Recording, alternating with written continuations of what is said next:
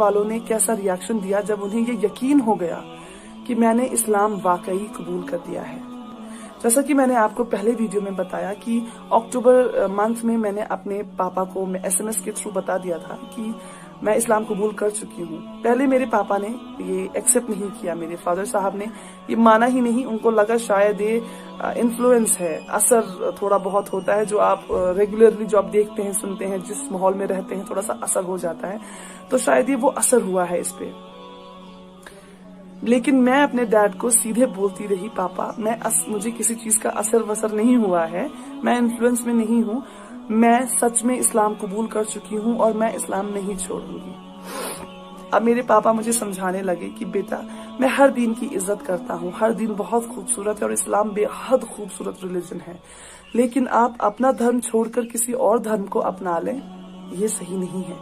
आप अच्छी बातें उठाएं इस्लाम से, अपनाएं अपनी जिंदगी में, लेकिन पूरी तरह मुसलमान ना बन जाएं। मैं अपने पापा से कहती रही, नहीं मुझे इस्लाम में ही रहना है पापा, मैं इस्लाम नहीं छोड़ूंगी चाहे कुछ भी हो जाए।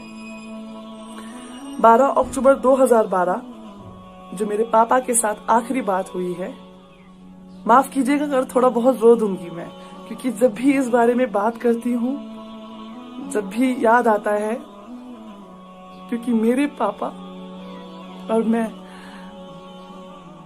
बहुत मजबूत रिश्ता होता है बेटी और फादर का। खासकर बेटियां अपने फादर से ज्यादा लगाव रखती हैं, मेरे साथ भी कुछ वैसा ही था। तो 12 अक्टूबर 2012 को पापा ने मुझसे कहा, बेटा वापस आ जाइए, छोड़ दीजिए इस्लाम। और मेरा जवाब यही था कि पापा मैं आपसे कहती हूँ, आप पढ़िए इस्लाम। सिर्फ कुरान पढ़ लेने से नहीं, उसे समझने से, दिल से समझने से, उस नफरत से ना समझें कि इस्लाम ने मेरी बेटी को ले लिया, नहीं। पढ़ें कि इसमें ऐसा क्या था कि मेरी बेटी सब कुछ छोड़ने को तैयार है इस्लाम की खातिर। पापा ने आखिरी सवाल किया मुझसे, क्या ये आपका आखिरी फैसला है? मैंने कहा, जी पापा ये मेरा आखिरी फैसला है, मैं इस्लाम नहीं छोड़ूंगी। और मेरे पापा ने फोन काट दिया। अगले दिन बहन से फोन आया और पता चला कि जैसे ही पापा ने पिछले दिन मुझसे बात करने के बाद फोन काटा, पापा जमीन पे गिर पड़े हैं। पापा को हॉस्पिटल लिया गया है, पापा एडमिट रहे हैं वहां। 1 साल तक मेरे पापा ने कुछ खाया नहीं, कुछ पिया नहीं, ग्लूकोज पे रहे हैं वो। न जाने अल्लाह की क्या रहमत थी, अल्हम्दुलिल्लाह वो जिंदा रहे। और 1 साल पूरा किसी से बात नहीं की उन्होंने, किसी से भी बात नहीं। यहाँ तक कि जो उनकी हमसफर मेरी माँ है, उनसे भी कुछ नहीं कहा। वो सिर्फ मेरा नाम लेते थे और जैसे ही मेरा नाम लेते थे उनकी आंखों से आंसू गिरते थे। मेरी माँ मुझे मनाती रही, बहुत मनाती रही। मेरा भाई रोता रहा, गिड़गिड़ाता रहा मेरे सामने नहीं फोन पर, और कहता रहा, दीदी मैं अपनी पगड़ी उतार के तुम्हारे पैरों पे रखता हूँ, हमें कत्ल नहीं करो, वापस आ जाओ। मैं जवाब कुछ नहीं दे पाती थी, मैं सिर्फ रोती थी, दिन रात रोती थी। और इससे पापा को पता चलने के बाद, पापा ही वो थे जो कमाते थे घर में, मेरे पैसे जो पापा मम्मा मुझे खर्चा भेजते थे वो बंद कर दिया गया। आप सोचे, इतना बड़ा शहर बेंगलुरु, उसमें मैं एक अकेली लड़की, और पैसे बंद कर दिए घर वालों ने। न खाने को पैसे हैं, ना जिस कमरे में रहती हूँ वहां पे करने के लिए रेंट। आखिरकार धीरे धीरे बहन ने बात बंद की, भाई ने बात बंद की। माँ कोशिश में लगी रही कि शायद ये मेरी बात मान जाएगी और वापस आ जाएगी। माँ ने भी बात बंद कर दी जून 2013 में। माँ थक गई कोशिश करते करते कि ये वापस नहीं आएगी, ये नहीं छोड़ेगी इस्लाम। माँ ने कहा, जो भी बात आपको करनी है यहाँ आकर करें, जो भी आपको कहना या सुनना है यहाँ आके सामने करें, फोन पे आज के बाद कोई बात नहीं होगी। और सारे नंबर्स वगैरह बदल दिए गए। घर का लैंडलाइन बंद करवा दिया गया, मोबाइल नंबर्स चेंज हो गए। मतलब मैं वो हो गई, कहते हैं ना, बिल्कुल बेसहारा। बेशक मेरा सहारा अल्लाह था, मेरा ईमान अल्लाह था, मेरा यकीन अल्लाह था। लेकिन जरूरत होती है, माँ बाप की जरूरत होती है।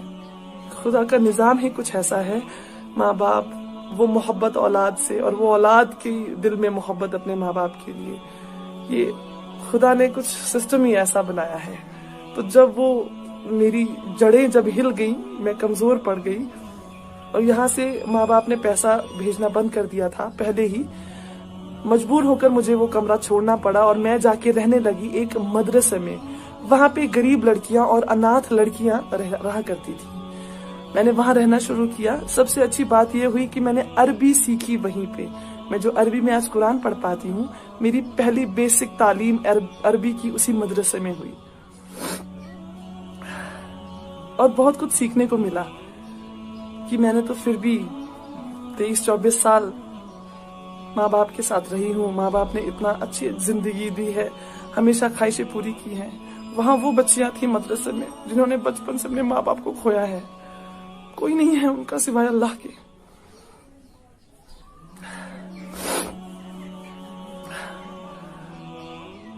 आखिर माँ बाप के साथ बिल्कुल बात बंद हो चुकी। नवंबर 2018 में जो आखिरी बात मेरी हुई है, वो हुई है मेरी नानी से।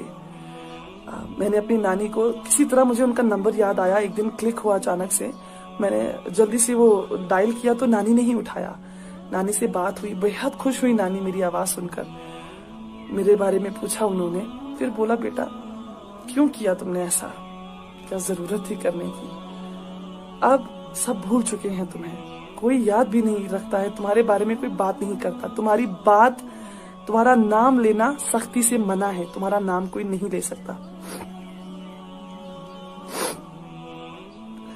तो अब आप जहां हैं खुश रहें, अच्छे से रहें, सुकून से रहें। तड़पना आपको भी है, तड़पना हमें भी है, क्योंकि वो खून का रिश्ता, मोहब्बत का रिश्ता जो हमारे बीच है, वो तो खत्म नहीं हो सकता। आपकी माँ को, आपके फादर साहब को आप याद आती हैं, बहुत याद आती हैं, लेकिन जो ये सोशल कंपल्शन होती है ना, जो सोसाइटी है बीच में, इसकी वजह से अलग हैं आप नहीं मिल पाएंगे अब उन्होंने मुझे एक बात और बोली, मेरी नानी ने उन्हें बोला, ख्वाब में भी यहाँ आने की जुर्रत नहीं करना। असली का तो छोड़ ही दे, आप ख्वाब में आने की जुर्रत नहीं करना। आपके घर वालों को तो छोड़ दे, बाकी जो है आपके रिश्तेदार आपको इतने टुकड़े करेंगे कि आपको ये नहीं पता चलेगा, किसी को पता नहीं चलेगा कि ये फातिमा जी गई कहाँ।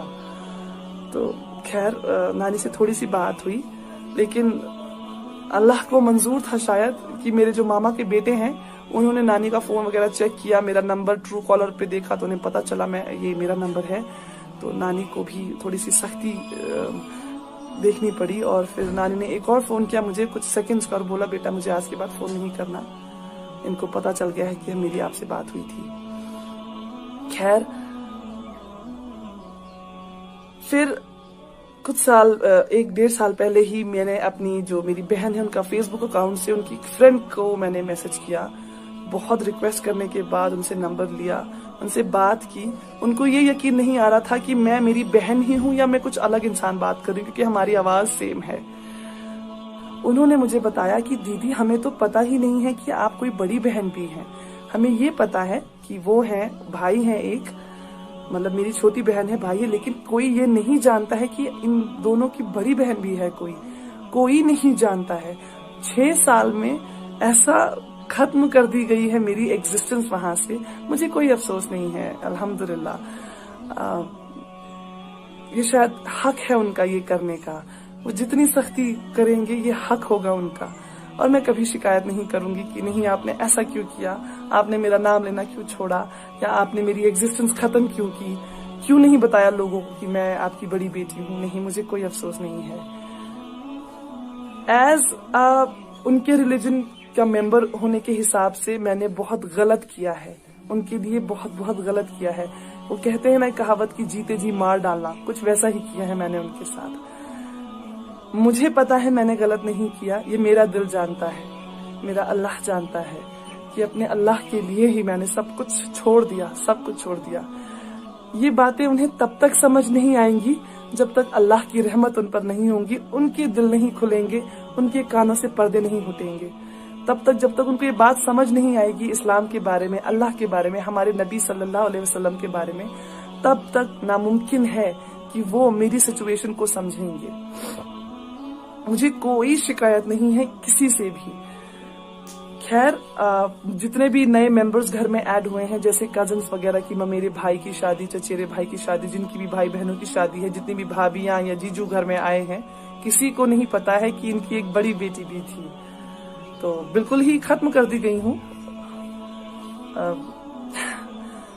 आप लोगों से कहना चाहती हूँ कि अगर आपके पास आपके माँ बाप हैं, जिंदा हैं, आपके वालिद हैं, आपकी माँ है, आपके साथ है, वो वालिदैन दोनों हैं आपके साथ, या शायद किसी और शहर में, किसी और देश में रहते हैं, अल्लाह के लिए कभी ऐसा ना करें कि उन्हें तकलीफ हो। ये ऐसा अनमोल तोहफा अल्लाह ताला ने आपको दिया है। बहुत खुश नसीब है अगर आपके पास दोनों है या एक भी है, बहुत खुश नसीब है, यकीन मानिए।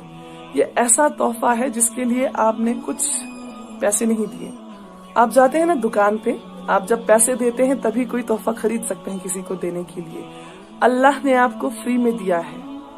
आप अपनी माँ से जन्म लेते हैं, माँ और जो पापा फादर साहब होते हैं, दोनों से बेहद मोहब्बत मिलती है, मोहब्बत में पले बड़े हैं आप। आपको क्या देना पड़ा उन्हें? कुछ भी नहीं। उन्होंने आपका ख्याल तब रखा जब आप बेसहारा थे, बिल्कुल बेसहारा। जब आप शायद खुद कुछ खा पी नहीं पाते थे, तब माँ ने आपको छाती से लगा के आपका पेट भरा है। जब आपको चलना नहीं आता था, आपके फादर साहब ने आपकी उंगली पकड़ के गिर गिर के चलना सिखाया है। आपकी स्कूल की फीसेस आप कैलकुलेट करने बैठेंगे ना, ताउम्र की आपको फीसेस कितनी लगी हैं, आपका दिमाग चकरा जाएगा कि आपके माँ और पापा ने कितना खर्चा किया है आपको इस तरह का इंसान बनाने के लिए। तो अगर आपके माँ बाप आपके पास हैं, करीब हैं, थोड़े दूर भी हैं, खुदा के लिए उन्हें बताएं कि आप उनसे कितनी मोहब्बत करते हैं। उन्हें बताएं कि वो कितना अहम हिस्सा है आपकी जिंदगी का। अगर वो दूर हो गए आपसे, दोबारा आपको मौका कभी नहीं मिलेगा उन्हें ये बताने का। तो जब तक जान है बता दीजिए, जब तक ये सांसें चल रही हैं उन्हें एहसास करवा दीजिए। इस्लाम में सुना है कि जन्नत माँ के पैरों के नीचे है, जिस जन्नत के लिए हम तलब रखते हैं। सारे रमजान हमने यही दुआ मांगी है कि या अल्लाह जहन्नम से दूर रखना और जन्नत में जगह देना, या अल्लाह जन्नत में जगह दीजिएगा। वो जन्नत माँ के पैरों के नीचे है। जरा उन पैरों को चूम कर देखिए, जरा उस माँ के हाथों को चूम कर देखिए, जरा उनकी दुआएं लेकर देखिए, आपको जन्नत मिल जाएगी। और जन्नत का दरवाजा आपके वालिद साहब, आपके फादर साहब। जब तक जन्नत का दरवाजा नहीं खुलेगा आप अंदर दाखिल नहीं हो सकेंगे। तो दोनों ही बहुत अहम हैं, बहुत जरूरी हैं। कद्र कीजिए इस तोहफे की जो आपको बिना कुछ पे किए बगैर मिला है। कद्र कीजिए उस तोहफे की जिन्होंने ताउम्र आपका ख्याल रखा है और आपसे वैसी ही मोहब्बत करी है जिस दिन से आप पैदा हुए हैं। वही मोहब्बत वो